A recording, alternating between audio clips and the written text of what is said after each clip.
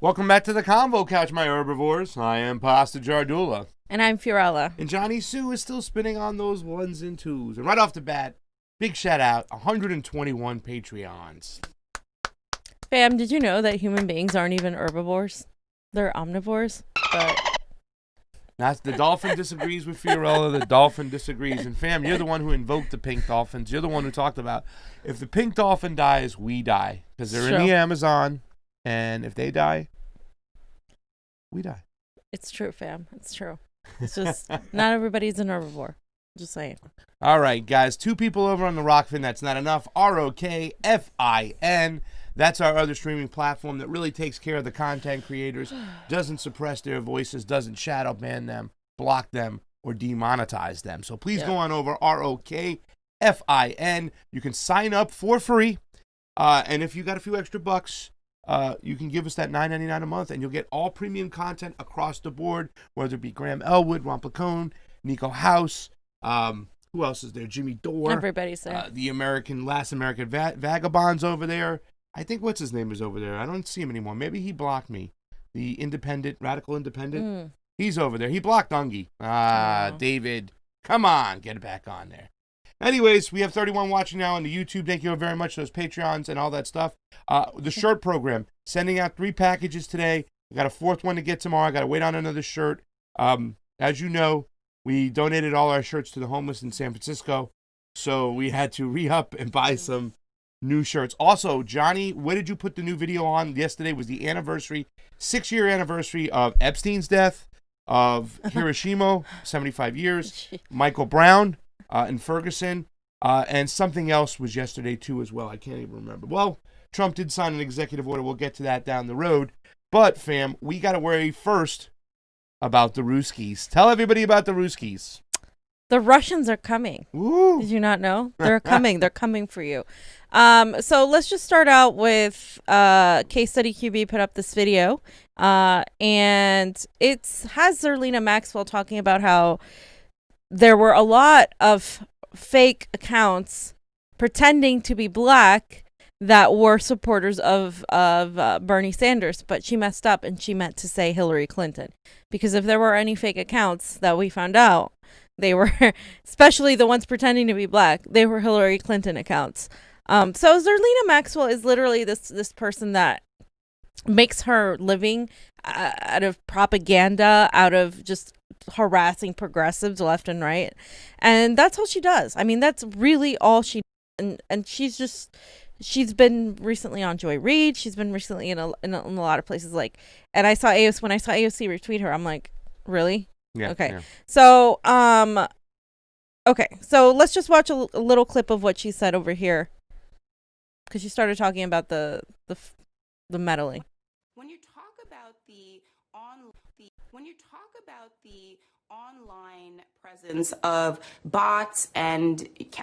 you talk about the online presence of bots and accounts that are impersonating, supporters of particular candidates, it reminds me so much of 2016. You saw Facebook recently took down accounts of people pretending to be supporters of certain candidates. And in 2016, I remember there being fake accounts of people pretending to be black people who supported Bernie Sanders.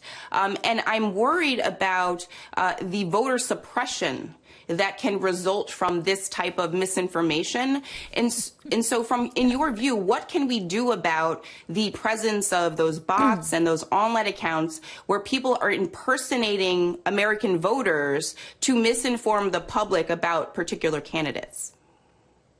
That's a really important and profound point, because we're talking here about the bedrock of our democracy. It makes no fucking sense. I mean, really, fam. Like, where do these people come up to? First of all, when it comes to voter suppression, she cares about voter suppression. Yeah, right. I mean, when it comes to voter suppression across the board, when it comes to our elections, we are not even close to having the right conversations. But to even go further and twist this and put this on the Russians that they were faking Bernie Sanders accounts, or just in general, she's pushing more censorship.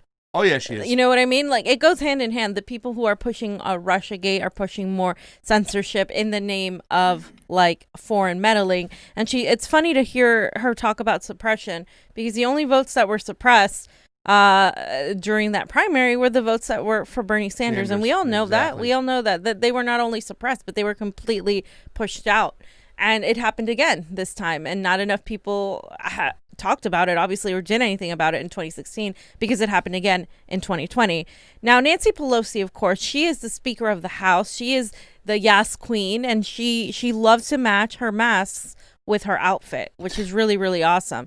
And it's so important. Americans love that shit. And so she said, American voters decide American elections. No, they don't. The intelligence community must provide the people with the information exactly necessary to understand how Russia is trying to influence the 2020 elections. Okay, Russia, after 3 years where we found nothing, Russia is still trying to influence our elections. God, they're so persistent. Well, fam, we found more stuff that it was even more full of shit, that the actual source it came from, and this was released, that a lot of the Senate people, they knew this, that it was claims made about Donald Trump over drinking beers at a bar. Right. Like, those were the claims that went into the Steele dossier, which they manipulated to get a Pfizer court warrant. You see what's going on here, ladies and gentlemen? Yep. Do you see what's going on here? This is some serious shit. Go ahead, now play it.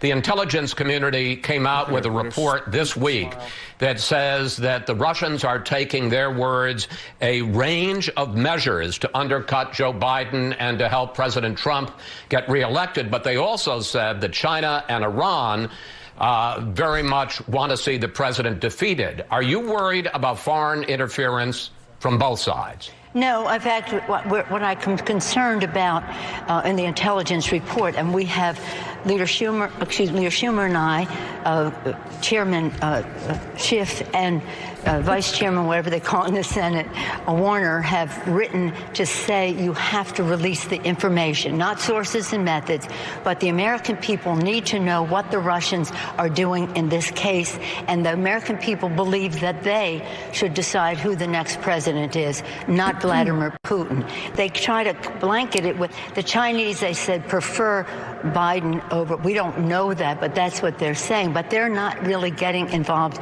in the presidential election. I've been a critic of China for over 30 years. I take no second place to no one on my criticism of China. But for them to give some equivalence is not right. It doesn't really tell the story. Okay. Is there any fucking adults in the So room? it's just really, it doesn't make sense because, see, what she has to clarify that even though they hate China, China prefers Biden. So we say now, like, where are they getting their? This is like a joke. This is like, it is hilarious. And like she talks about the American people want to elect the right person. Let's not, like, I told her yesterday. I say, Nancy Pelosi, Russia doesn't have to meddle in our elections when the Democrats and the Republicans already do it all the time. Russia doesn't have to do it. You guys do it all the freaking time. And that's the thing that we pointed out. Exactly. And after 3 years, they couldn't find anything. And now they're trying to bring this back. And you see exactly how they frame it. Russia, China, Iran. This is a push for not just like against Russia. This is a push for more war, for us as Americans to stand against the evils of Russia and China and Iran, which happen to be the countries that are a large threat to us besides Iran, who we sanction. And, they are helping each other to stand against Western imperialism. Now, you can say that, I'm being unpatriotic over here, but what is patriotism? I mean, there's an extent where there's a limit to that. And to make things up about Russia wanting to meddle in our elections again, out of nothing, is disgusting. They should have, like, little babies, like a little baby Joe, a little baby Nancy, and a little baby Trump, and throwing toys at each other saying, Russia, Iran, China. I mean, this is, like, ridiculous right now. And the fact that is that, with this whole situation going on right now, I'm going to dive into it, and hopefully we can bring more of our elections to light, what really goes on, because it's really disgusting, because the people who really own our elections is the corporations, and that's really the truth, and they're at the behest of whatever contracts given them by whichever party owns that state or is running that state. In this case, it's Padilla, so the Democrats.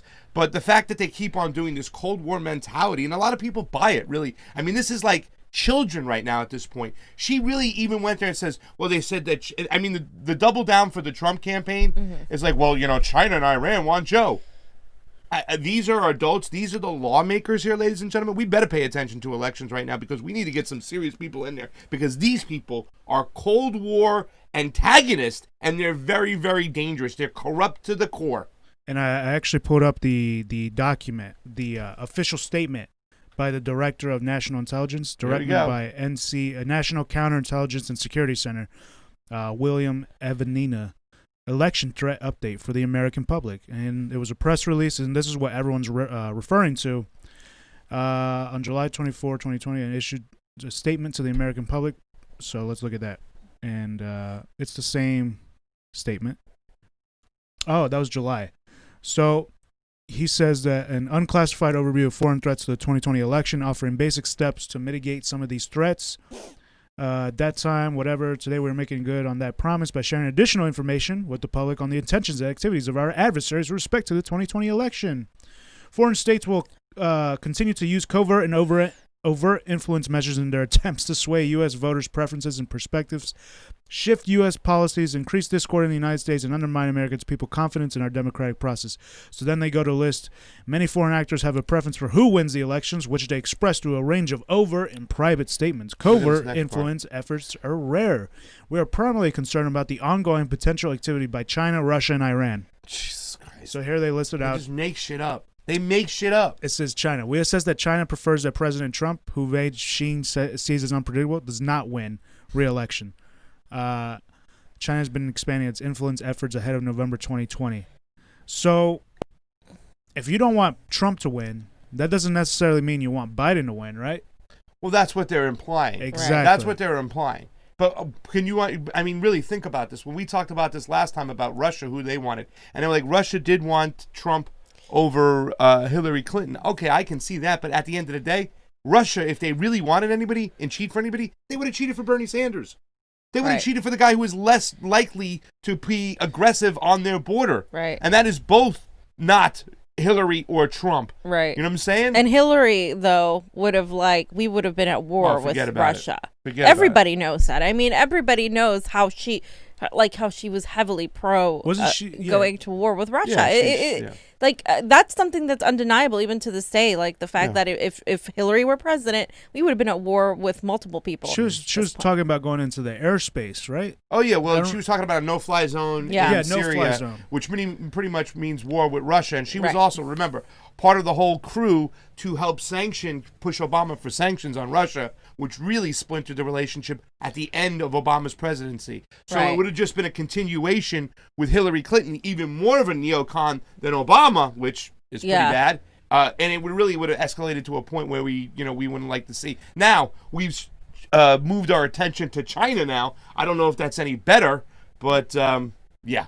So, out of all one of the people that Nancy Pelosi used to really not like was Ilhan Omar, but I don't know what happened in between the time Ilhan was first elected to the time now, where Nancy Pelosi has been endorsing the majority of the squad.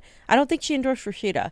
I don't know if she did, but I don't think she did. I'm pretty sure she endorsed AOC. He wants to. Do you want to read Russia real quick, Johnny, or? Yeah, sure. Yeah, go ahead and read it. Yeah, because this is what Russia wants, though, really. Yeah, this is what the intelligence... This is so stupid. This is what intelligence director is telling you what Russia wants. We assess that Russia is using a range of measures to primarily denigrate former Vice President Biden and what it sees as an anti-Russia establishment. This is consistent with Moscow's public criticism of him when he was vice president for his role in the Obama's administration policies on Ukraine and its support for the anti-Putin opposition inside Russia. For example, pro-Russia Ukrainian parliamentarian Andriy Durkak is spreading claims about corruption, including through publicizing leaked phone calls to undermine... Look, they admit right there, including... publicizing leaked phone calls. That leaked phone call that we listened to, Pasta. Yep. Where Biden says that confirms about what did he confirm in that phone call? Do you remember? I think he confirmed meeting with Poroshenko. Well, you're talking about the thumbs up too as well. There was a couple leaked phone calls. The biggest leaked phone call was the one where he gave thumbs up to the regime change, and that's what they're kind of alluding to in here as far as his role and support for the which is really, to tell you the truth, this is how stupid the Democrats are. They expose themselves. People are going to be, what are they talking about, really? You know what I'm saying? And they're going to go back and look, and they're going to see that Biden supported regime change in the Ukraine. You know, and there was a lot of stuff. He was talking with Poroshenko. There was so many phone calls. Yeah. He was involved with getting his son on Burisma, you know, on the board, getting all that money.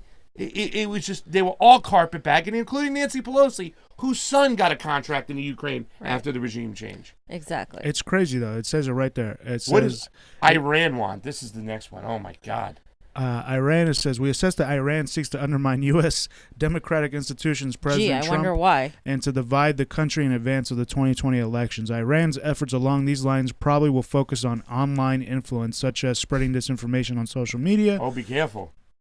And recirculating anti-U.S. content. Tehran's motivation to conduct such activities is in part driven by a perception that President Trump's re-election would result in a continuation of U.S. pressure on Iran in an effort to foment regime change. Is this the proper time to use the word obfuscating? Because they take like a partial truth and they really stretch it into a Jack and a Beanstalk story. Like, yes, Iran probably would want Joe Biden. You just want to use that word all the time. But Joe Biden, they would rather have Joe Biden than Donald Trump, but not enough to do anything to try to change anything. And then really, what are you going to do with changing with memes? And you know what I'm saying?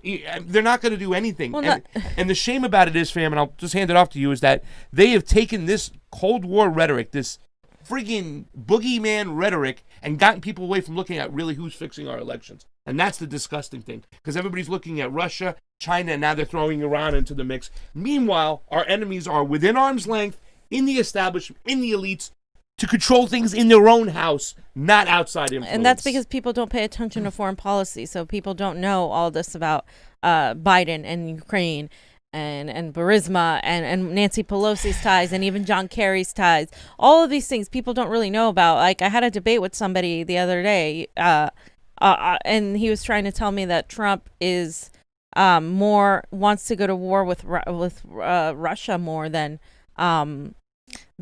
Joe Biden. And I was like, really? No, like that's not true. I brought this up, and it's something that's not known to a lot of people, like what actually happened in the Ukraine, how they were pushing Nazis. They were helping Nazis in the Ukraine. I mean, this has really happened, but we don't hear about it because nobody really cares about what's going on in the Ukraine. But the problem is all of this is affecting us, because if you look at even Iran, just saying the audacity of Iran, we sanction Iran. Of course they're going to be against us. We sanction them. Sanctions cripple an entire economy, an entire people. An act of war. It is an act of war. Exactly. Yeah. So the Gray Zone also agrees with the statements we're saying of Ukraine and everything like that. If you pay attention to foreign policy and you do the research like they do, like it's very clear here what's going on. Yeah. I mean, it's no secret that the neo-libs and the Democratic establishment really took an alliance with the West in Eastern Europe and whatnot, and they didn't like Russia. You know what I'm saying? Obviously, that was an issue with them and stuff like that.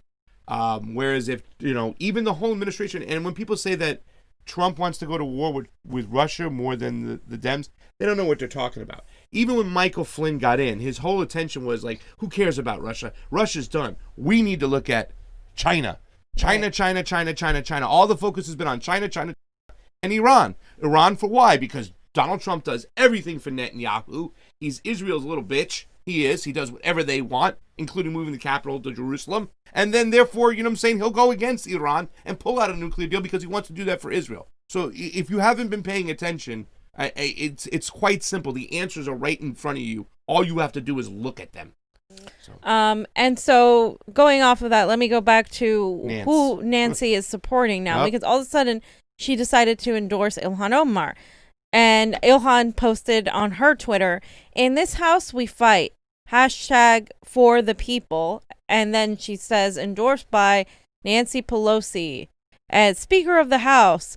In her first term, Ilhan has already established herself as a leader on a host of issues, from child nutrition to housing to U.S.-Africa relations. We need leaders like Ilhan in the House of Representatives fighting for the people. Okay, so this is really interesting to me. The fact that she would repost that, but also the fact that even Pelosi is endorsing Ilhan, because to me, if Pelosi felt you were any threat to status quo, any threat to what she's been doing, she wouldn't endorse you. Yeah. So the fact that she endorses Ilhan now makes me suspect of Ilhan and everybody else who she's endorsed, because why would she? Why would she endorse you if you're going to stand up against her imperialism, if you're going to stand up against her quasi-progressivism, which is fake? It's not real. She's just all talk. So there's no reason for her to endorse you unless you're going to do something for her. Yeah. So what I'm going to be watching is what Ilhan is going to be doing foreign policy wise, because she was actually okay compared to AOC and others on foreign policy. She also had some awful blunders. But she also had some the whole so I genocide think of the Armenian genocide. The Armenian genocide, not even recognizing that, making a vote on that. Like, what the hell is wrong with you, lady? Well, yeah, that and just anti-Assad. It's very much like Western, you know. But like now that Nancy Pelosi's endorsed her, it's like, okay, well, now she's got the blessing of Nancy Pelosi. Again, this is why it's a waste of fucking time, in my opinion, to literally try to reform this Democratic Party, because I've seen nothing but capitulation and co-option. These people go in there and they turn around and they start saying, well, my foreign policy is similar to Joe Biden's. Oh, I'm delegate to the caucus leadership. Oh, Nancy Pelosi endorsed me. Let's put that everywhere, even though she's a fucking warmonger imperialist. They don't get it, do they? Like, they don't get it doesn't matter, because their foreign policy can be pro-imperialist as all hell. It can be so neocon in its actions. But if their domestic policy is, oh, let's push Medicare for all, let's push a Green New Deal, they can get away with it. And this is my problem with the progressive left, is that they don't pay attention to foreign policy. So they're still simping for Ilhan, AOC, and the squad, when the squad is so, right now, they're showing me they're ready to get in line behind people like Nancy Pelosi's foreign policy. And that is so detrimental to everything we want to get. Like the Green New Deal, Medicare for all these things we want aren't going to be possible under a military-industrial complex that's so big. Yeah. It's just not going to happen. It's going to come back and bite us in the ass. Further, we can get into serious war and serious conflict right now, especially when all these countries have nuclear arms. Yeah, well, Tony Watts closely said, we should have seen where this was going when AOC and the squad voted for Pelosi back in as a speaker. Let me tell you something. We had somebody on the show, Rodolfo Barragan, who said that was it right there. He stopped and dropped right there, said no more. To me, AOC talking about she'll defer to the caucus leadership on Venezuela really put a bad taste in my mouth. We always had an eye on her, like, where does this woman stand on our civil liberties? Well, remember we just did a story about it a couple weeks ago about what she did with the Facebook and the Cambridge Analytica when she had Zuckerberg. Instead of really going after what happened, how the way our data was released, she started going after censorship. Say, well, you're going to take this down when candidates lie. I was like, whoa. By the way, we have 12 people watching on the ROKFIN. Thank you so much. Holly Horn, Alan, wonderful. Tony watches closely.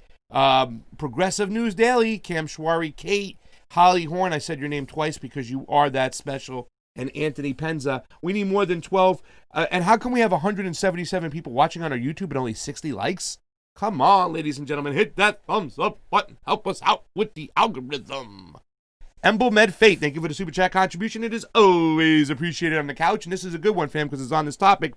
It's been 4 years since your boy, Nate Silver, the data guy, has admitted troll farms aren't that effective. Where is the evidence of how powerful these memes are? I don't know about you, fam.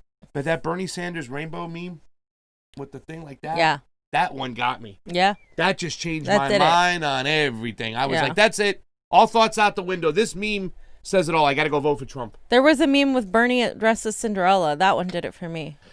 Oh, Jesus. That was it. Thank you for the super chat contribution, guys. Always appreciate it on the house, in the couch, on the deck, whatever. Like, share, subscribe, get over to the ROKFIN. Okay. Anything else on that subject, guys? You guys want to bag on Nancy Pelosi and Russia anymore? Well, we can get back to bagging on Nancy Pelosi because we got to talk about. There it is. All right, that wasn't the one. There was one. Is Bernie Sanders like as a muscle guy, Johnny? Yeah, that's with funny. Rainbows. I don't know if they probably took it down because it was a Russian troll farm. They probably. Said. Let's see. Well, don't they know we're all a bunch of Russians? It's the bodybuilder one. I'm secretly a Russian. Yeah, that's a tough one. I think they took it down. Which really, to tell you the truth, the claims came, it wasn't like from the Russian government. Even Kucinich talked about it. It's like, there's no proof that it's from the Russian government. It's from a company in Russia that's a social media company. Right. You know what I'm saying? It's trying to get clicks. Maybe they just liked Bernie Sanders and they liked his memes. Who cares? Please. Well, when who cares? Like Mueller charged them and they showed up in court, they didn't think they would show up in court. Mueller was caught off surprise. This whole lawyer team, they had to kick it back because they were caught with their pants down. Like, if you follow this story, it just gets bizarro. And, you know, not for nothing, the whole Mueller thing and Mueller protecting Epstein, it's sick what they did. They pushed Russiagate. Mm-hmm. People need to go to jail. All right. Let's talk about the executive order, fam, because this one here is a big one. I think that this might really go far for Donald Trump wrapping up his re-election, because the Dems got caught flat-footed again. And I think they tried to play hardball with Trump in this situation, and it didn't work. And whether they go through with this executive order or if they go back to the table, it's still going to look like Trump was making a move while the Democrats couldn't. Where once again, they did do nothing. He he made them look bad because he did something and they hadn't done anything. Yeah. So if they go back to the table, it's going to look like he brought them back to the table for a deal. Right. So, I mean, I don't know how they can twist this right now. They're trying to.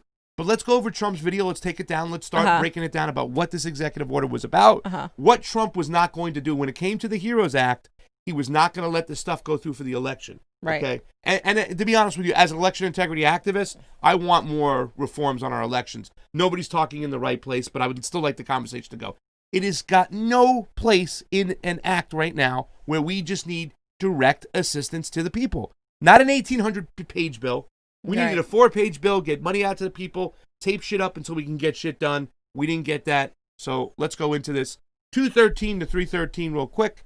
Take a look about what he's talking about, what the Democrats were trying to do and what he was stopping. Mr. President, there is a lot of criticism today from Democrats about your executive order. How do you see talks going forward? Do you think talks will start again? So the Democrats were just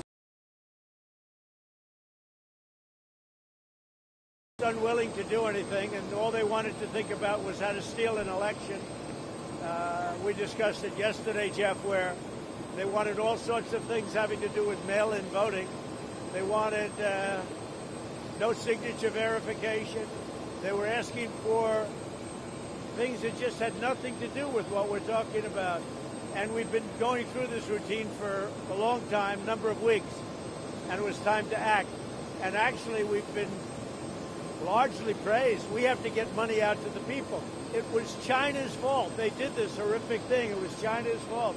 We have to get money out to the people. So I would say, I mean, you may say that, you know, you've heard some negatives, but I've heard mostly positives. Mostly positives, even from people that you at least think would be very positive. Would you like the talks to start again? I hear that's what the Democrats want to do now. They want, look, they were not interested in doing what they had to do. I just had this article up in the USA Today too, John. You can put that up. We'll play another part as you get it ready.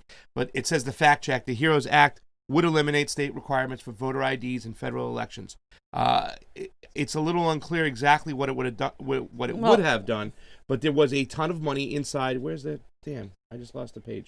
There was a ton of money in there for $3.6 billion in election security measures in response to the activists.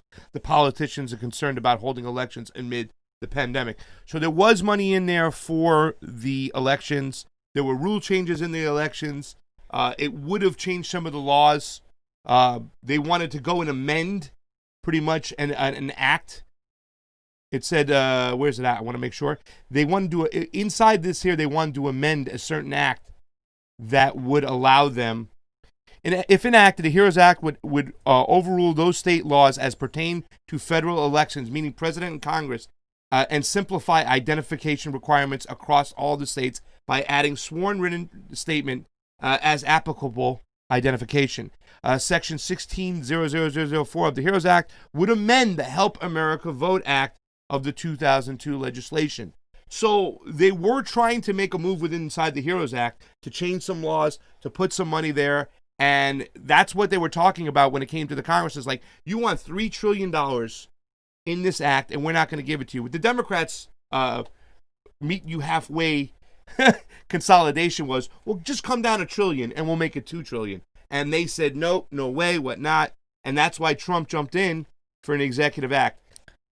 So I just want to explain to people, I'm not saying what Trump has offered, and we're going to go over it in a minute, is really like meager. It's really not much at all. It doesn't really protect people from evictions. It doesn't really give people much. $400 is nothing. We should have at least kept at the $600 or gone up. The problem with the Democratic Congress, though, and the Senate, is that they try to put in things that have nothing to do with the coronavirus, things for them that serve their interests, that line their pockets.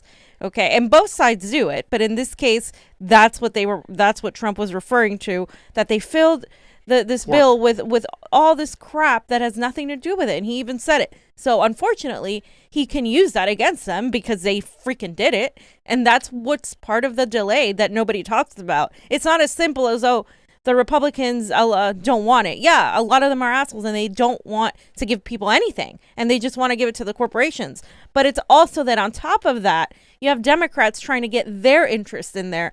And so who gets lost? The people and the simple relief that they need, the direct money and the direct stimulus that they need. All of that gets lost and pushed aside because they're trying to play politics with each other. Yeah. And so that's what this is a problem.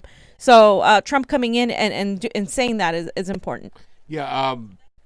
And let's be honest, too, in the Democratic Heroes Act, there really wasn't a lot of help for rent. There wasn't like a rent cancellation whatsoever. So they were also kicking that can down the road. Right. Now they're saying in Trump's executive order, he does somewhat of the similar thing. However, there are loopholes in which there will be evictions. Yeah. We have to take a look at that. But once again, it's not like the Democrats were sitting there and offering rent cancellation. They were offering the same thing. And the odd thing about it to me is that people are so myopic that this is something they're going to let Trump get away with and say, at least Donald Trump is doing that. Like, no, he's kicking the can down the road till after the election. So in the beginning of the new year, when people start getting thrown out of their houses, it's going to be a problem. And I really wish he would have took it on. Remember, we said if he extended the unemployment and he did something about the rents, like he did an actual rent cancellation, he's going to get elected. I still think that this is enough to maybe push him over the finish line because the Democrats are so friggin' bad. And like I said, no matter what, they're going to make Donald Trump has put Nancy Pelosi and Chuck Schumer in a position to look like schmucks. They're going to look like schmucks. Johnny, go play the second part of what also he says from 6:52 to 7:32 real quick on the video. He also talks more about this, about elections.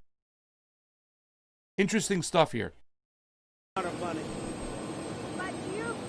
criticism that the postmaster's policy was what's causing the mail delays. Do you think now is the time to be delaying the mail and should there be some confusion and money? Well, in light of the stories that are coming out about all of the problems with mail-in voting, whether it's the congressional race, Carolyn Maloney, in New York where they called it, they don't even have the ballots.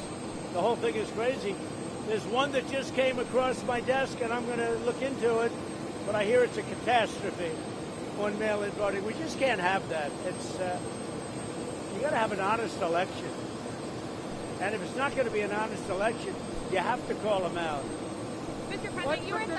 So, once again, he's pointing to the whole, they're trying to cheat the election by doing the mail-in, eliminate voter signatures, pretty much. There is an ideological argument there about as far as who should be able to vote and who shouldn't be able to vote. And I probably lean more towards the Democrats when it comes to that, who's allowed to vote and who shouldn't vote. You know what I'm saying? However, it's all the freaking mechanisms that the Democrats and the cheating they throw in with that. They use it as a shield to say, oh, we got to let people with no voter verification be able to vote. And if they don't have ID, they should be able to vote. Okay, that's one thing. But then when you start loading up and stuffing the ballot box, that's when it becomes a problem, and they got caught with their hands in the cookie jar. So both things are true. Trump is obviously doing this because of himself, because he cares about looking good and looking like he's going after people. Republicans tend to pay more attention to voter fraud than election fraud. Voter fraud is when the voters themselves are committing the fraud. Election fraud is when people are committing the fraud. You don't know who it is.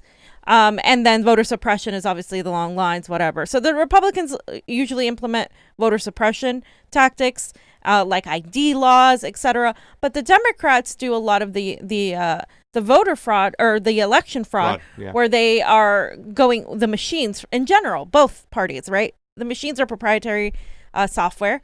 They're not public. They're not transparent. People don't get to see the process that goes on. We've seen the race between Tim Canova and Debbie Wasserman-Schultz regarding the ballots, that the way they were kept. I mean, we have found empty tubs of ballots in Wisconsin.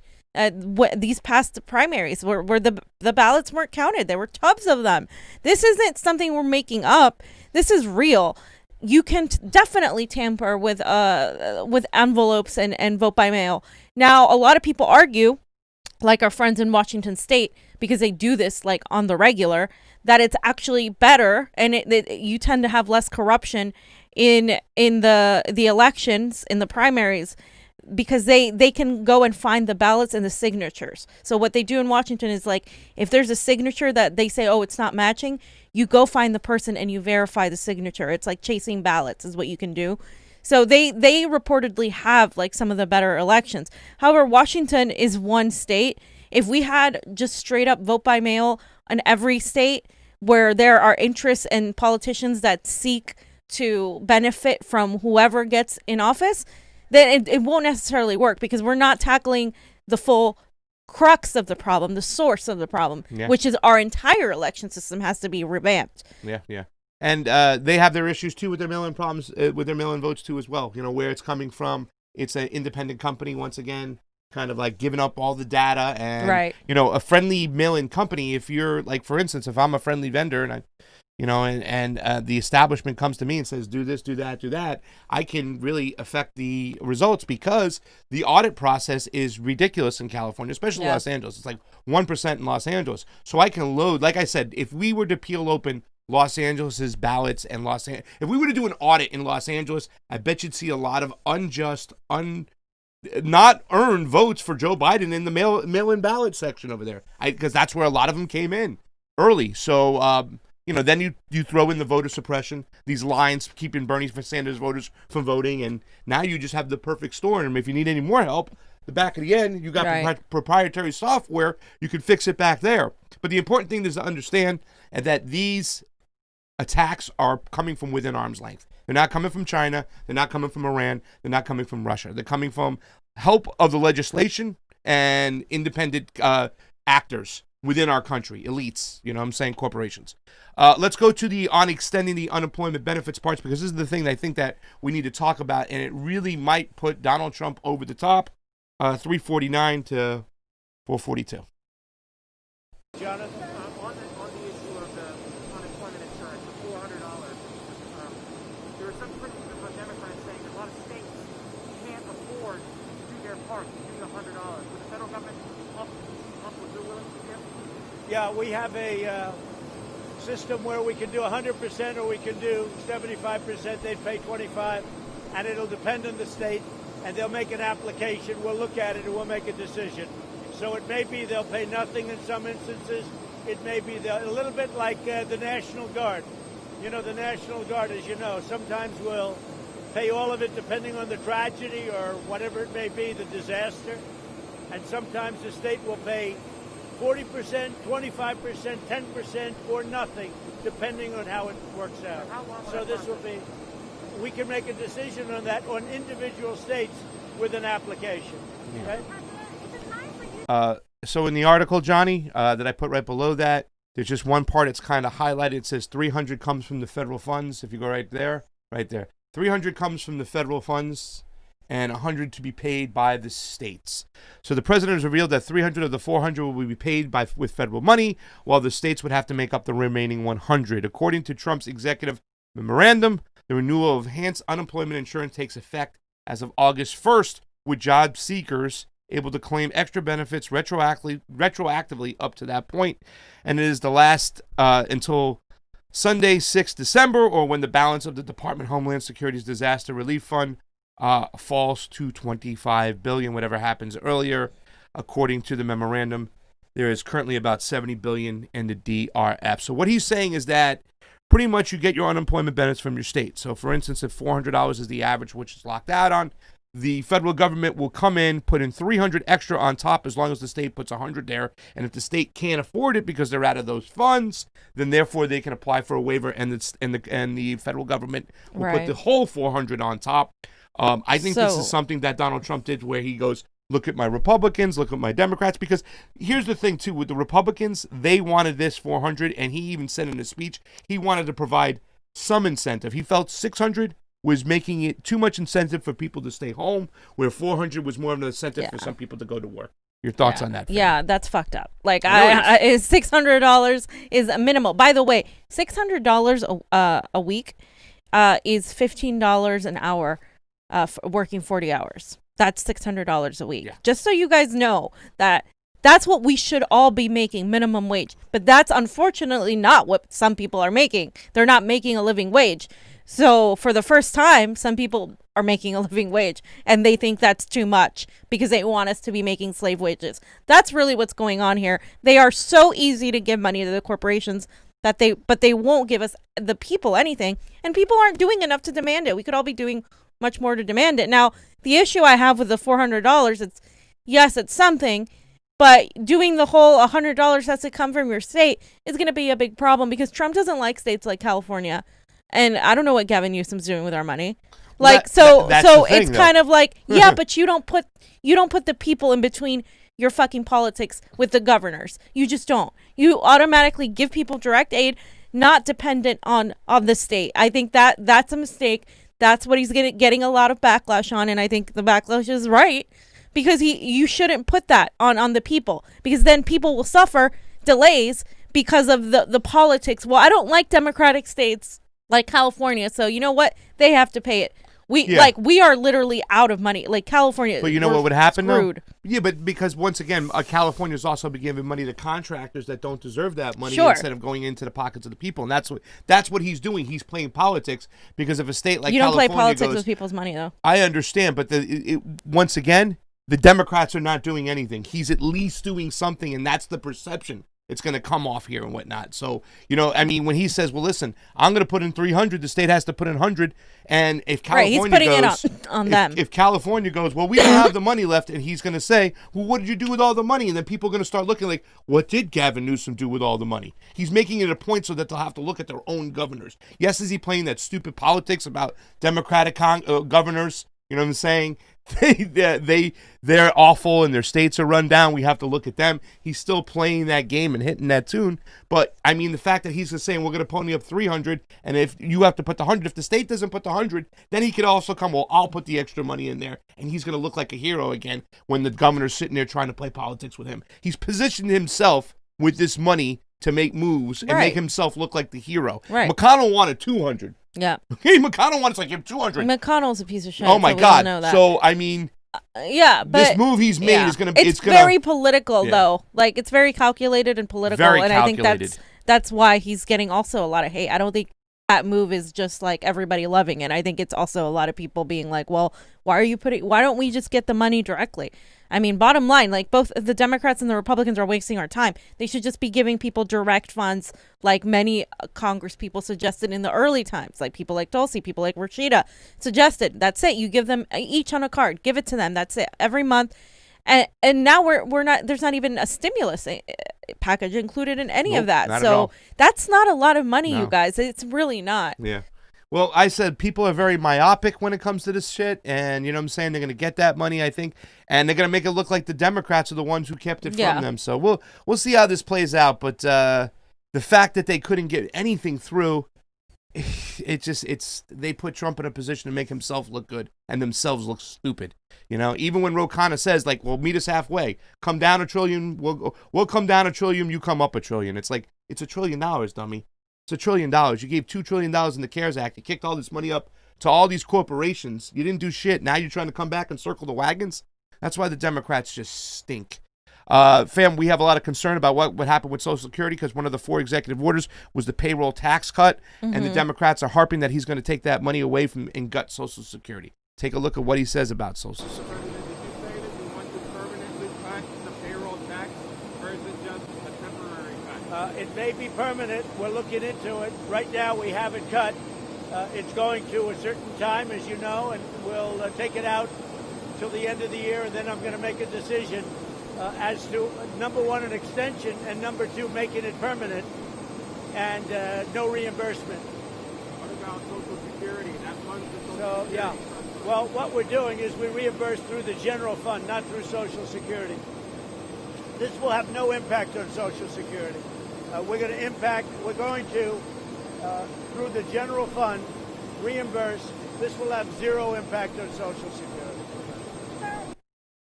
So the payroll tax goes to help Social Security. Cut the payroll tax. That pulls money out of security. So security, that's what the Democrats are going to beat. But as we know, fam, money can be moved around. It always is. So I don't know if this is a really good attack. Once again, I don't know enough about the payroll tax to really make a serious comment on it. But, being from Florida real quick, and I'll hand it over to you. I remember that when they were trying to push the lottery there. Well, you got to get the lottery. You got to get the lottery. All the money from the lottery was going to be put into schools. And it did. But you know what they did? All the monies that went to the school previously was moved out and allotted somewhere else. I've seen this shit before when they do this stuff here and there. So I don't know if this attack is going to be enough of a fear weapon for the Democrats to scare people really for good that, because Donald Trump's going to we're not going to touch Social Security. We're not going to touch Social Security. When he gets reelected, he might touch Social Security. Yeah, that's the thing. He can, just like any politician, he can get up here and say, no, it's not going to affect Social Security, but it could very well. The other argument is that MMT argument that no, the payroll tax does not cut Social Security because we can create money and have it be there. So and that's not, it's not that. But of course, Trump and a lot of Republicans, more even than Trump, want to cut Social Security. That is a fact. I mean, that's not a lie. And some. The vast majority of them. Well, I mean, a lot of Republicans did join Democrats to stop Obama from cutting Social Security when he wanted to gut, when he was trying to gut that stuff. So, the grand bargaining stuff. So, I mean, people are very afraid of this, and I think this could actually hurt him if the narrative gets out that he is cutting Social Security, because he did run on literally not touching Social Security and the Democrats cutting Social Security. So if he's contradicting himself with older voters who are the ones that are going out to the polls, I think that could definitely hurt his base. So Trump on Pelosi, and once again, how he can spin this here. He talks about it. Look, he's got holding all the cards. Yep. The deal we made, we've gotten what we wanted, and they didn't get what they wanted, and they would have, and I guess they still could, in all fairness. I mean, I hear that Nancy Pelosi wants to call and she wants to see if she can do something, but they're much more inclined to make a deal now than they would have been 2 days ago. If she calls, will you speak to her? Yeah, I talked to her. Mr. President, you mentioned the Postal Service. So, once again, he's playing that part, I'll talk to her. And they're much more inclined now. Well, if they don't do something quick, I got a deal going through. Take it or leave it. What do you want? Boom, boom. You know what I'm saying? Donald Trump playing his cards against a weak speaker in Nancy Pelosi. A weak speaker. So and instead of the Democrats, again, they it's their fault. They're literally, they led us this way. Of course, the Republican senator like Mitch McConnell, they haven't helped either. We're pretty much screwed either way, because they're playing politics with our lives is what they're doing. And Trump can make himself look better because of this. That is a fact. I mean, he absolutely can. His base will be like, well, look, he did something and he's taking care. He's in action. He's a man of action. Look at him go. Even though the it's a very vague for things that he's doing. He hasn't really gone into detail about these things, but he's trying to kind of have a showdown with the Democrats, and that's pretty much what's happening. Well, can you imagine, fam, if the Democrats 2 weeks ago, instead of pushing the HEROES Act, which is an 1,800-page bill, once again, CARES Act, thousands of pages again. You do this to confuse the public, all right? Yeah, nobody's going to read it. Because lobbyists are writing in there. Can you imagine if they just would have done, all right, Trump had 4 executive orders, 4 pages. If they would have passed a 4-page bill out of the House, which would have said unemployment benefits, deferring the student loans, doing something real about rent, and then even leaving the payroll tax cut out of those 3 things right there, and said, okay, the House passed this. Now, Donald Trump, you pass this, or the Republicans, they would have gotten crucified. They would have gotten crucified and had to pass that bill because it was all assistance given to the people, and the Democrats would have put it on Trump and the Republicans to make a move, and if they balked from there, they would have made themselves look good. But no, they didn't have to do that. They didn't do that. They had to bring up a bill, 1,800 pages, full of pork, full of stuff that has nothing to do with aid directly to the people, and they put themselves back in a corner in a position where Trump makes them look bad. They're a bunch of idiots. These Democrats need to go. And so we have Nancy Pelosi's statement. Oh, yeah. Can you call her Nance? I think? Yeah. I appreciate it. No.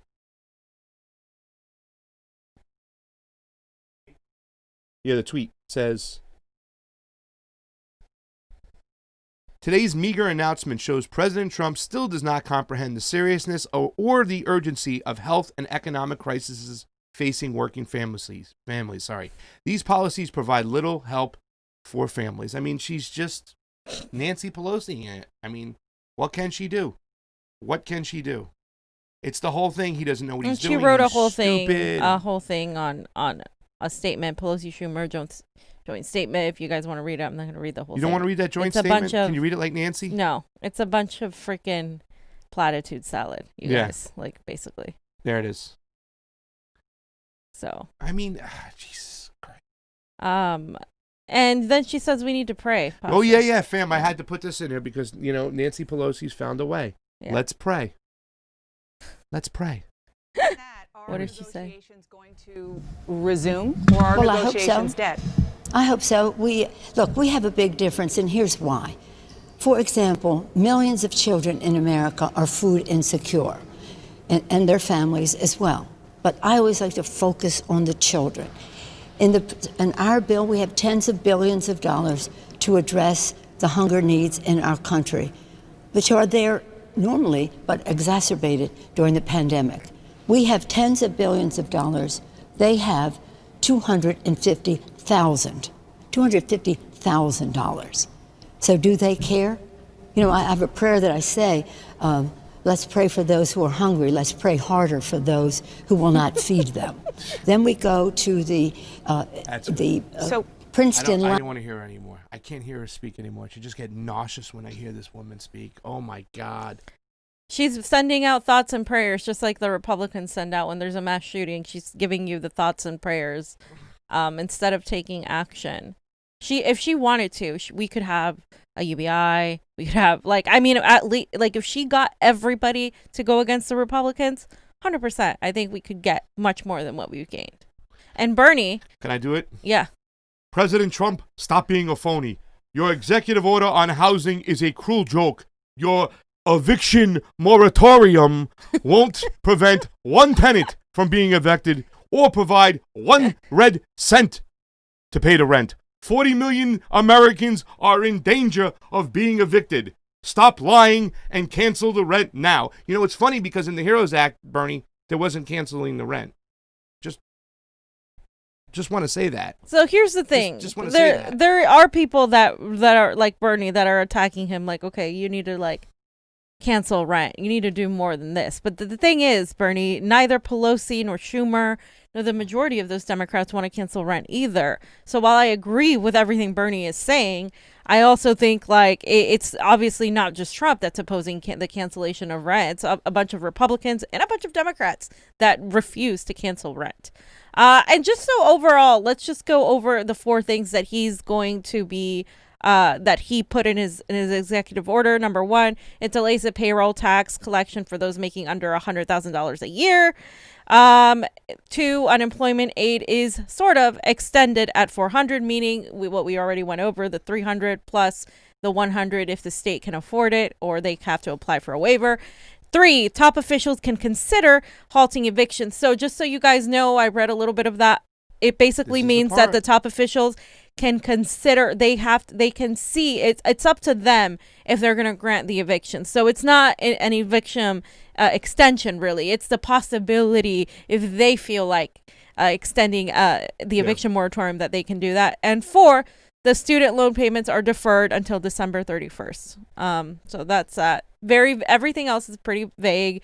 You guys can read more about it. There's an article I think I posted right above it, so you guys can go there. It kind of summarizes pretty much what is in his 4 executive orders. If you guys want to read it, it's WAPO though, so I don't know if you do, but yeah, it's still very vague. And again, I know that they're talking about getting together Congress and trying to get something else. We'll see what happens, but time is ticking. People need this money, and with no stimulus money in there as well, we're going to see a lot of people start getting really angry if something isn't done quick. So thank you so much, all those people on the ROKFIN. We got 17. Listen, we need 20 per show. That's the new rule. We need at least 20. So if you haven't joined up for the ROKFIN, ROKFIN, Holly Horn, sign up. It's free. Tony, Anthony, it is free, and you can watch it ad-free, right? Yep, ad-free. Alan Wonderwheel, Holly Horn, all the cool peeps. And there's a lot of cool peeps hanging up on the YouTube as well. I love you over there, Cam Shorey, Kate, and all you guys. Thank you for the Super Chat contribution earlier today. And thank you for the Patreons. Fam. Johnny, did you have anything else to say about that whole executive order? Johnny, I didn't hear your thoughts on it. What do you think? I mean, you really we've been talking about this here. What do you think? We should have a little thing, thoughts with Jonny Tsunami, and have a unicorn and like music. And what do you think? It's interesting that Trump did something.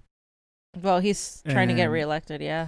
It's interesting that it's taken so long for the senators and the Senate to do anything. I guess they're arguing too little stimulus, too much stimulus. Yep. It's ridiculous. It just shows you how far right the whole political system is in the United States. The Overton window. And in the global sense, we're like the most right. Yeah.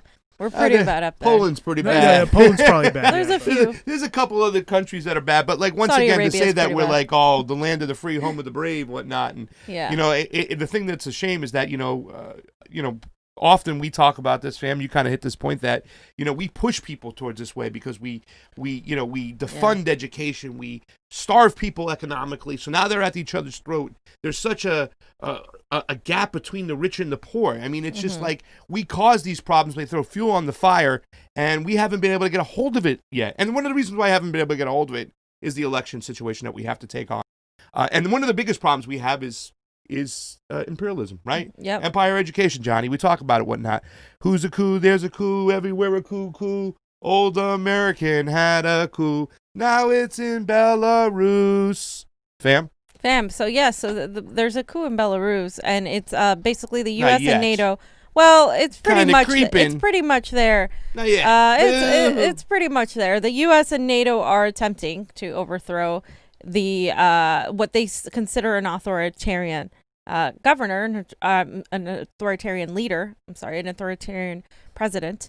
And this is classic U.S. So let's kind of go over it. Ben Norton tweeted pretty much a great thread kind of summarizing exactly what's going on.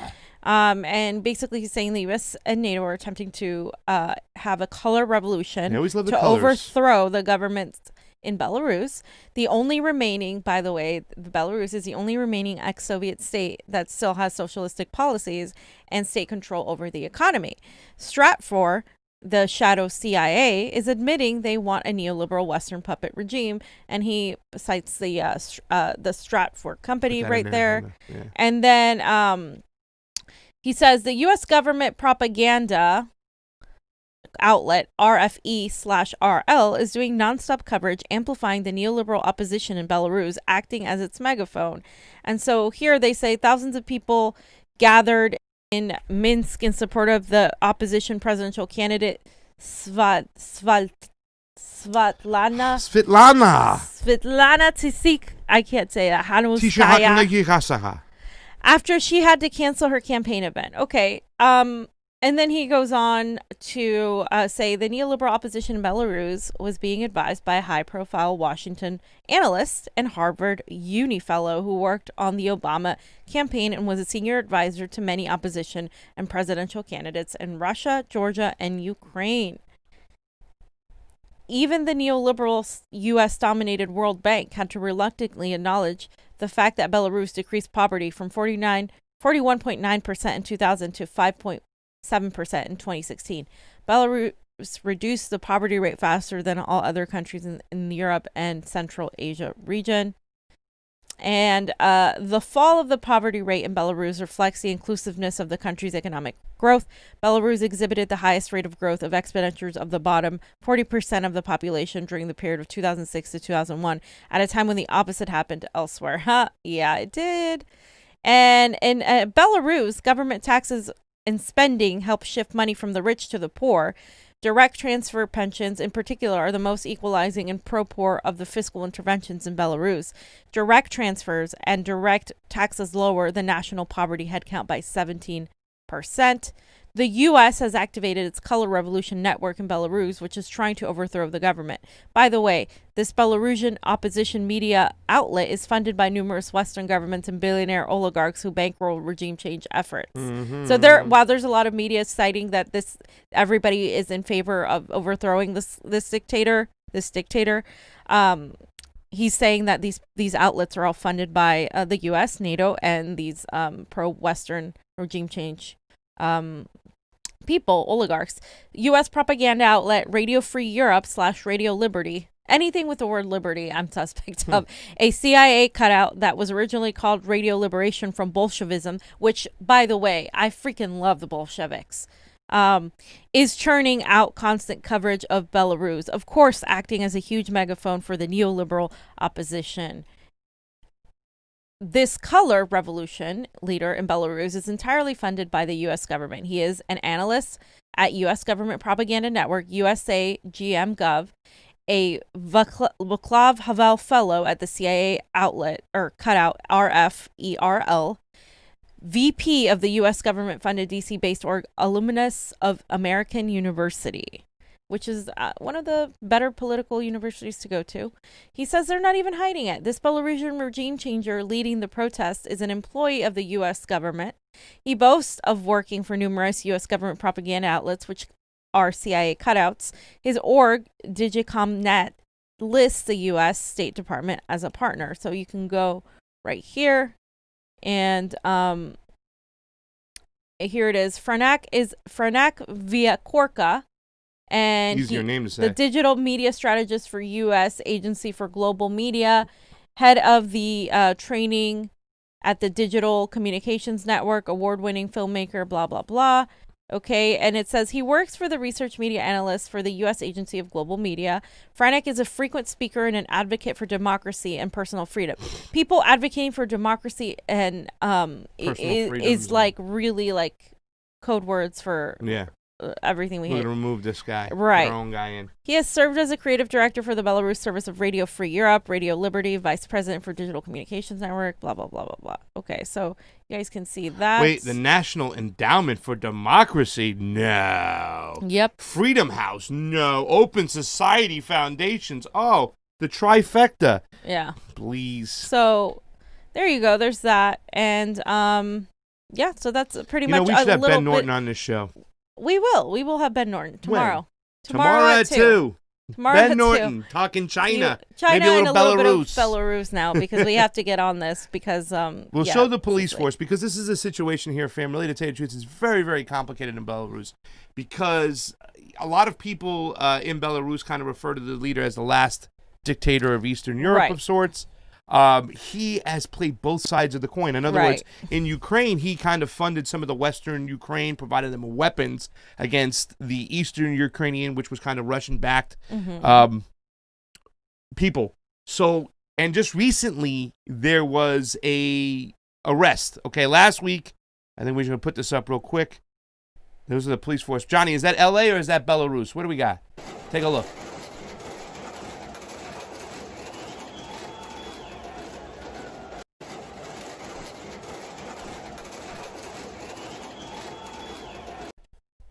And before we go to that one, let's look at NATO too as well, because NATO is kind of open about who they want there too as well. That NATO right before that one, Johnny, because. Okay, so Max Blumenthal tweeted out that the Defense Secretary Mark Esper succinctly described the real goal of NATO as deter Russia and avoid peace in Europe. Again, we've had our issues with NATO just because they're very pro-Western imperialism, so they've been used to promote regime change. So let's watch that. Let's be clear. I think Germany is the wealthiest country in Europe. Germany can and should pay more to its defense. It should certainly meet the 2% standard, and I would argue go above and beyond that. And I've said that very publicly. I've said that very privately to my counterparts as well about the importance of NATO, any alliance, sharing the burden so that we can all deter Russia and avoid peace in Europe. Right. Yeah. So, like I said, it's very complicated because, once again, the Belarusian leader has been playing both sides of the coin. It seems that both Russia and the United States, the West, are kind of fed up with this guy, and they want their own puppet in there. So he had to be careful about being attacked from both sides because, like I said, a lot of his energy he gets at a discount from Russia, so it's embedded in their economy. There are a lot of social programs there that help a lot of poor people. You can't ignore the statistics. However, there's been a growing sentiment that he's a little bit old. They want to get him out of the way. Right. He's not as progressive enough as the young people. There's a lot of young people in the country, just like in China and Hong Kong in certain areas, not China, but Hong Kong, where the young people are kind of getting asked out and they want more jobs and they want more for their future.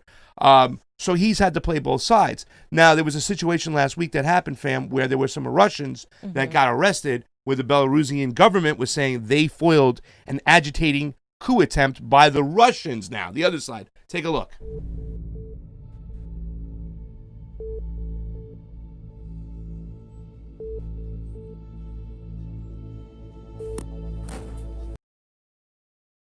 You can see. I mean, it's... Summarize what's happening. We don't know what's happening. Belarus, they want them to explain their actions. Like I said, he's got to put. He's the leader of Belarus, Lukashenko, is concerned about both sides trying to gain power, whether it be Russian influence or Western influence. Obviously, the Western influence is hyped up because he's still buying resources and getting energy from Russia. Western influence doesn't. They want them getting, energy from the West. They don't want them dealing with Russia. They want to cut them off. I think the American West is the bigger threat than Putin is. But there is a lot of craziness going on both sides, so we have to understand it. This moon over Alabama, I'm going to read this article real quick because it's a really quick article, but it does explain, too, once again, how enthralled the West is when it comes to NGOs and like the NED. It's terrible. In mid-June, we reported that the U.S. is preparing a color revolution in Belarus. We talked about it. I think they had the slippery shoe revolution they were calling it, remember? A sub-part of the operation has been revealed today. It was designed to denigrate Russia in the eyes of the Belarusian population and its president. Over the last years, President Alexander Lukashenko has tried to distance himself from Russia and to get some benefits from the West. Like I said, fam, he's been trying to distance himself from the Russia. He's been playing both sides. He's in a very serious situation. But to get nearer to the West also has a price. A U.S. ambassador in town means that the regime change plots are never far away. That sudden attention that Belarus now receives from the U.S. aligned organizations is a sure sign that one is underway. On August 9th, Belarus will hold presidential elections, was yesterday, and Lukashenko won. He'll do his best to win again. He won. Color revolutions are usually launched over controversial elections. The results are publicly put into doubt even before the election begins. So that's what they do. They put the doubt in there once again, and then when the results finally arrive, Western media will claim that they diverge from the expectation is created and therefore must have been fake. So once again, they put the energy and the sentiment there that these are going to be fake, that they're already planning to cheat. When the results come in, they cheated. Take to the streets. Let's go. Western media is pushing it. Let's get the leader out so we can get our puppet in. People will be pushed into the streets to protest. They sure were. To increase the chaos, some sharpshooters may be put to work to fire at the police and at the protesters like it was done in the Ukraine. So in other words, they plant people on both sides. Sharpshooters that shoot at the police then shoot back. Last year, the National Endowment for Democracy financed at least 34 projects and organizations in Belarus. The U.S. does not do that out of charity, but to put its finger on the scale. So pretty much that's something I wanted to point out. This is a crazy situation. We don't know what's going to happen over there in Belarus. We got to talk to Ben Norton. We got to talk to Mark Sloboda. We got guys over there, but it is a nutso situation. The West obviously wants it. They want another NATO ally on the border of Russia so they can put missiles there. They want Belarus doing business with who? The West and not Russia. Now, here's the thing, fam. Even though he's distanced himself from Russia at times and has gone to the West and played footsie with them, he's still taking all that energy at a reduced price. Russia and Putin still gives Belarus a lot of oil at a very serious reduced price. That allows him to enrich the social programs within this country and how he's pulled people out of poverty. So I don't know what we do in this situation over here because, I have a friend who's from Belarus, and he wants Lukashenko gone. But I don't know who's going to come in his place, because if it's a Western oligarch or a friend of the Western oligarch, it's not good, fam. Right. And it would be smart to maintain relations with Russia because of proximity. We're so far away. It'd be like, it's the same thing with Hong Kong. It's like, we're so far away. It would be very difficult for us to do anything besides try to like instill a regime change the way we've been doing, because they have Russia has the advantage of being in like home turf. And I just don't see it going well for Belarus unless they go towards a Western oligarch, because all we're going to do is pretty much colonize and exploit whatever they can give us, and pretty much also build more of a, I guess, a station where we can threaten Russia from. I mean, that's pretty much all we're looking at right now. And the same thing will happen that happened in Ukraine, where now they're one of the most poorest country. People are starving, people are killed, and it's not good. Johnny, anything else on Belarus? Okay. All right, fam. In the news, real quick, we got some good stuff here, because tomorrow we're going to have another guest on here after Ben Norton. And that's going to be Maria Estrada and friends, a couple other people too. And tell us what's going on with her race here in 63. So we go all the way from the world to the backyard. Country to our backyard. So in LA, we have some of the most corrupt politicians that exist in the entire country, right? And so Maria Estrada is running for state assembly in the 63rd district, heavily Latino area, heavily minority area, poor, working class. And she is a leftist, and her name on Twitter is Muy Mexi, and she's running against this establishment Democrat Anthony Rendon, who is famous for shelving for getting rid of single payer. SB 562 was the state bill, the Senate bill that was because he's a state assembly member, and he was the one that brushed it off, saying it wasn't complete enough, which is an classic excuse for not passing it. And she is running on a Medicare for All, Green New Deal, etc., defunding the police platform.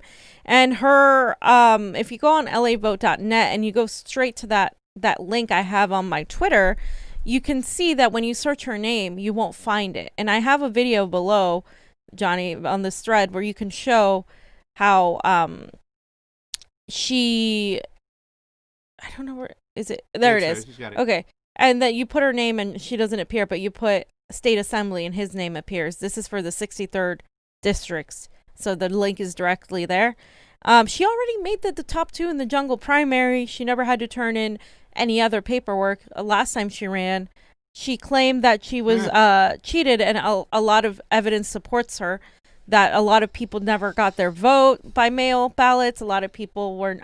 First of all, they weren't sent out, and there was pushed the provisionals in her district. The provisionals, 70% in some of these smaller, poorer. Correct, and this was in 2018. Terrible. And they admitted that there was the numbers were wrong and there was cheating, but they said that they wouldn't matter. Yeah. So the Democratic Party admitted that in 2018 she got cheated, but now she's not even on the LA Vote website. And I just think that the California Democratic Party, because they hate her, because she literally goes after every single one of them, is really doing this on purpose. Now, there's no way to have evidence of that other than showing you that her name isn't on where it should be. And she's afraid her name might not be on the ballot, even though she's top 2. She's her against Anthony Rendon. Because as you guys know, in California, we have a jungle primary. So the top 2 who make it go and compete for the seat in November. She made it, and she's competing for the seat in November. Trust us that this election is going to be heavily just corrupted. Like, it's already been corrupted many times. We've followed her. We've seen the things they do to her. Well, you know why? Because in 2016, in the Jared Beck case, when they took the Democrats to court, Democrats said they can go back in the back room filled with cigar smoke and do what they want, that they're a private company, and pretty much got away with it. Well, that opened up a can of shitworms for now everybody to cheat and get away with it, because once again, at the end of the day, they feel that the ends justify the means. Yep. They feel like they're virtuously entitled to win, the Democrats, that they're the saviors and that it's okay for them to cheat, and they're still getting away with it. Anything else about that, guys? Oh, just check out her Twitter and send her support. She will be on the show tomorrow 4 o'clock. Check her out. Also, just really quick in the news, and we want to thank all those people watching today. We had 20 people over there on the ROKFIN. We just went down to 19, but we'll take the 20. Really quickly, because we're going to be talking about this tomorrow, fam. Your boy, Jimmy Lai. Jimmy Lai, the Hong Kong media tycoon. He was arrested yesterday under the city's national security law on suspicion of collusion with foreign powers. This is the amendment they made not too long ago where Beijing said, that's it. We're going to throw you guys out of here. We're getting the NED, all these NGOs, we're getting you out. We're taking China back. So they started, Western media is going to frame this like, oh my God, they're arresting this guy that's fighting democracy, and he's trying to help people. And look, they freaking, but they're gonna like pro-democracy now to all who we know. Like, pro-democracy is like the most negative thing you can say about somebody. Yeah. So we know when you mean pro-democracy, you mean pro-regime change. It's in all the media too. Yeah. Pro-democracy figure, pro-democracy figure, pro-democracy figure. No, a freaking CIA asset. Jimmy Lai has been freaking arrested. All right, they got his ass, and they're going to try to clean up Hong Kong and their problems right there. The first thing they got to do. And America's going to say, I can't believe China's doing this. It's so authoritarian. Yeah, Hong Kong first, Taiwan second. That's on their map. Say. That's on their map, and they're going to take it back. So you better believe there's going to be a lot of money put into what's going to happen in Taiwan to try to keep the Taiwan separatists in power over there and not let China come in. But China's going to do the same thing over there, slowly but surely. And you can bet the Xinjiang region where America is going to put, in Western media, is going to put more information out there as far as the Uyghurs go. Maybe they might let that go, but these areas are hotspot where Western media can really twist and taint the narrative of what's going on with these still colonized areas. I mean, it's colonized support when you talk about Hong Kong. Yeah. The Brits owned, it was Opium Island. They haven't been under Beijing law for a long time. Right. Yeah, China's owned them, but at a distance. They've been working on their own monetary system, having their own figures out there, like Jimmy Lai, who's been manipulating shit. So, anyways, that's it. We'll talk about that more tomorrow. Johnny. Oh, you had something. All right. Well, ladies and gentlemen, thank you very much. You get a chance to go over to our ROKFIN, ROKFIN. We had 20 people over there today. We want to thank you for doing so. If you have a shirt coming to you, be on the lookout for it. If you don't get one in the next couple weeks, reach out to me to make sure I didn't miss you. But be checking the mail. Thank you to our Patreons, 121 of you guys. That's awesome, man. That number keeps growing. We appreciate that. And listen, guys, as the COVID comes winding down and the election comes up, there's going to be a lot of stuff out there. Convo Couch will be hitting road, getting the spots, getting you the stories, watching the protests, doing what we do. And I want to thank you guys from the bottom of our heart for always putting us in a position, giving us those few extra dollars that mean so much to you. We're not going to squander it. We're going to take it, put it into action, and make it work. So for Pasta Jardula, Fiorella, Johnny Sue on the ones and twos. We might have. We might have the cousin of Mike Brown on shortly. We might. We'll see. Stay tuned. Thank you so much. Bye, guys.